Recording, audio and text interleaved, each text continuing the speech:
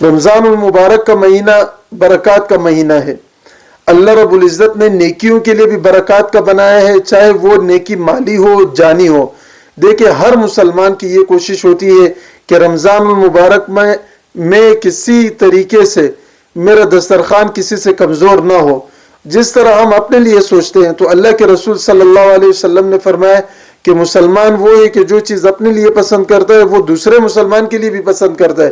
اب دیکھیں یہ مسلمان تو اپنی جگہ پہ، ہمارے اور آپ کے سادات، ہمارے اور آپ کے جو سید لوگ ہیں، ان میں ایسے لوگ ہوتے ہیں کہ جو افطاری گڑ سے کرتے ہیں، ان کے پاس کھانے پینے کے لیے چیزیں نہیں ہوتی.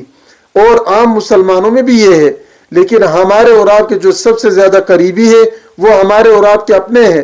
لہٰذا کوشش کرنی چاہیے کہ ہم اپنوں کے لیے کہ وہ کسی نہ کسی طریقے سے اس نہج تک پہنچ جائے کہ ان کا دسترخوان آباد ہو، ان کے گھر کا جو کچن ہے وہ آباد ہو.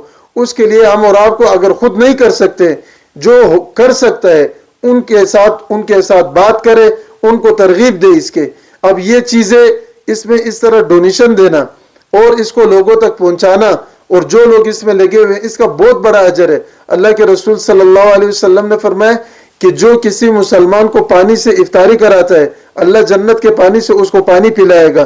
جو کھجور سے افطاری کراتا ہے اللہ اس کے پورے روزے کا ثواب اس کو عطا کرتا ہے. تو دیکھیں یہ چھوٹی چیزوں پہ اتنا بڑا اجر ہے. اگر کوئی بندہ ان کے کھانے پینے کا بندوبست کرے تو اس پہ کتنا بڑا اجر ہوگا. لہٰذا ہم اور آپ کو یہ کوشش کرنی چاہیے کہ ہم اس چیز میں بڑھ چڑھ کر حصہ لیں. خود نہ کر سکے لیکن جو لوگ کرنے والے ہیں یا جو کر سکتے ہیں انہیں ہم کہیں کہ اس میں حصہ لینے کی کوشش کریں.